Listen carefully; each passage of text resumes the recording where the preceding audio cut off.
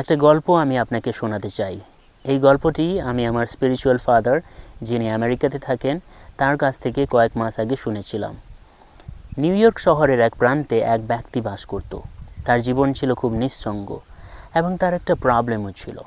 তার প্রবলেমটা হচ্ছে সে জিনিসপত্রের সংগ্রহকারী ছিল। অর্থাৎ সে যদি কোনো কিছুকে দেখতো, কোনো জিনিসকে দেখতো এবং সেটাকে যদি তার পছন্দ হতো, তাহলে সে তখনই সেটাকে কিনতো এবং বাড়িতে এনে ফেলে রাখতো। হয়তো ডেলি লাইফে তার সেই জিনিসের বা সেই জিনিসগুলোর কোনো প্রয়োজন ছিল না, কিন্তু তা সত্ত্বেও কেন জানি না সেই লোকটা সেই জিনিসগুলোকে কিনতো এবং বাড়িতে স্ট্যাক করে রাখতো। আর এর ফলে তার বাড়ি নানা রকমের জিনিসপত্রে ভরে গিয়েছিল। আর এমনটাও নয় যে তার বাড়ি খুব একটা সাজানো গোছানো ছিল, না, তার বাড়ির মধ্যে জিনিসগুলো এলোমেলো অবস্থায় পড়েছিল। তার টেবিলের উপরে খবরের কাগজ, ম্যাগাজিনগুলো খোলা অবস্থায় পড়েছিল। সেই টেবিলের ওপরেই গত দিনের একটা চায়ের কাপও ছিল এবং তার বিছানা ছিল এলোমেলো। জামা কাপড়গুলো বিছানার উপরেই পড়েছিল। বিছানার তলায় কয়েক জোড়া নোংরা জুতোও ছিল এবং তার কিচেনের অবস্থা খুব খারাপ ছিল। কিচেনে সে গত দিনের এঁঠো থালা বাসনগুলোকে সেভাবেই ফেলে রেখেছে সিঙ্কের মধ্যে। সে সেগুলোকে ধোয়নি এবং তার বাড়ির দেওয়ালগুলোকে সে পরিষ্কার করতো না বললেই চলে, কারণ তার বাড়ির দেওয়াল থেকে সেখান থেকে মাকড়সার জাল ঝুলছিল। আমি জানি না কেন সে এমন জীবনযাপন করতো, তার কিসের অভাব ছিল, আমি তা কিছুই জানি না। সেই ব্যক্তি একদিন এক বিকেলবেলায় নিউ ইয়র্ক শহরের এক সুপার মার্কেটের মধ্য দিয়ে হেঁটে যাচ্ছিল। যখন সে সুপার মার্কেটের মধ্য দিয়ে হেঁটে যাচ্ছিল, তখন একটা অ্যান্টিক শপের পাশ দিয়ে তাকে যেতে হয়েছিল। অ্যান্টিক শপ বলতে এমন দোকানকে বোঝায় যেখানে প্রাচীন দামি জিনিসগুলোকে কেনাবেচা করা হয়।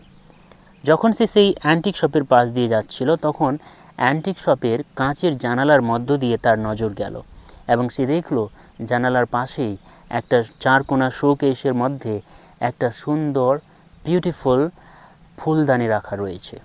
সেই ফুলদানির সৌন্দর্য, সেই ফুলদানির কালার, সাইজ, গঠন তাকে এতটাই মুগ্ধ করলো, সে তখনই তার পকেটে হাত ঢুকালো এবং দেখলো তার কাছে যথেষ্ট টাকা আছে কিনা।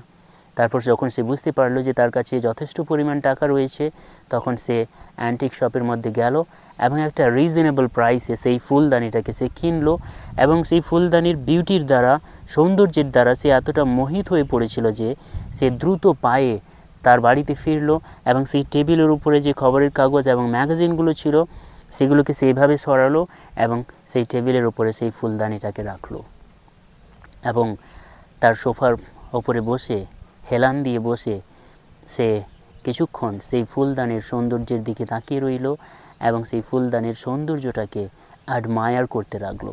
পরের দিন যখন তার ঘুম ভাঙলো, তখন সে দেখলো জানালার মধ্য দিয়ে সূর্যের সোনালি আলো সেই ফুলদানির উপরে এসে পড়েছে এবং এর ফলে সেই ফুলদানির সৌন্দর্য আরও অনেক গুণ বেড়ে গিয়েছে। এবং সে এটাও লক্ষ্য করলো যে বাড়ির অগোছালো অপরিষ্কার পরিবেশ সেই ফুলদানির সৌন্দর্যের সঙ্গে ম্যাচ করছে না। সেটাকে সে খুব একটা মেনে নিতে পারছে না। সে ভাবলো যে তার কিছু একটা করা প্রয়োজন। সে তাড়াতাড়ি তার ব্রেকফাস্ট করলো এবং তারপর পুরো বাড়িটাকে পরিষ্কার করার কাজ সে শুরু করলো। সে তার টেবিল থেকে ম্যাগাজিনগুলোকে, খবরের কাগজগুলোকে, বইগুলোকে সরিয়ে বুক কেসের মধ্যে গুছিয়ে রাখলো এবং তারপর তার বিছানাটাকে সাজালো। তার জামা কাপড়গুলো যেগুলো এলোমেলো পড়েছিল বিছানার উপরে, সেগুলো সে হ্যাঙ্গারে ঝোলালো এবং তার কিচেনটাকে সে ভালো করে পরিষ্কার করলো। বাসনপত্রগুলোকে সে ধুলো, চায়ের কাপটাকে সরালো এবং ঝাঁটিয়ে দেওয়ালের মাকড়সার জালগুলোকে সে সরালো। এবং এভাবেই সারা দুপুর কাজ করার পর শেষ বিকেলের দিকে তার কাজ শেষ হলো এবং সে অবশেষে স্নান করে এসে সেই সোফাতেই পুনরায় বসলো এবং এবার পুরো পরিবেশটাকে সে লক্ষ্য করতে লাগলো। সে দেখলো যে কিভাবে সেই ফুলদানির বিউটি বাড়ির পরিষ্কার পরিবেশের সঙ্গে খাপ খাইয়েছে, ম্যাচ করেছে। এই গল্পের যে মরাল, যা আমার স্পিরিচুয়াল ফাদার আমাকে বলেছিলেন, তা আমি প্রথমে আপনাদের সঙ্গে শেয়ার করতে চাই। যখন আমাদের নিজেদের মধ্যে এত আবর্জনা থাকে, এত খারাপ স্বভাব থাকে, এত অপরিষ্কার অপরিচ্ছন্নতা আমাদের নিজেদের অন্তরে থাকে, তখন অনেক সময় আমরা এমনটা ভাবি যে কিভাবে আমরা নিজেদেরকে চেঞ্জ করতে পারবো। আর ঠিক তখনই ঈশ্বর তার দয়ার গুণে, তার মহান করুণার কারণে আমাদের জীবনে এমন মানুষদেরকে পাঠান যাদের আভ্যন্তরীণ বিউটি খুব সুন্দর, এবং তাদের সৌন্দর্য দেখে, তাদের শুধু বাহ্যিক নয়, তাদের অন্তরের সৌন্দর্য দেখে আমরা নিজেদেরকে চেঞ্জ করতে চাই, আমরা নিজেদেরকে বদলাতে চাই। আমরা যোগ্য নই, আমরা উপযুক্ত নই, কিন্তু তা সত্ত্বেও ঈশ্বর সেই সমস্ত মানুষদেরকে আমাদের জীবনে পাঠান আমাদেরকে চেঞ্জ করার জন্য। এটা ছিল সেই গল্পের মোরাল অফ দ্য স্টোরি, যা আমার স্পিরিচুয়াল ফাদার আমাকে বলেছিলেন। কিন্তু আমি আপনাকে এই গল্পটাকে অন্য দৃষ্টি দিয়ে দেখতে শেখাতে চাই। আমি এমনটা বলবো না যে আপনি সেই ব্যক্তি হন যে অগোছালো জীবনযাপন করত, যার বাড়ি অপরিষ্কার ছিল, যার বাড়ি এলোমেলো ছিল। আমি চাই না যে আপনি তেমন ব্যক্তি হন, কিন্তু আমি চাই যে আপনি সেই ফুলদানি হন। আপনি সেই ফুলদানি হন। আপনি এমন ব্যক্তি হন যার শুধু বাহ্যিক সৌন্দর্য নয়, যার আভ্যন্তরীণ সৌন্দর্য অনেক খাঁটি, এবং যার বাহ্যিক এবং আভ্যন্তরীণ সৌন্দর্য দেখে, যার চারিত্রিক সৌন্দর্য দেখে আশেপাশের লোকেরা চেঞ্জ হতে চাইবে।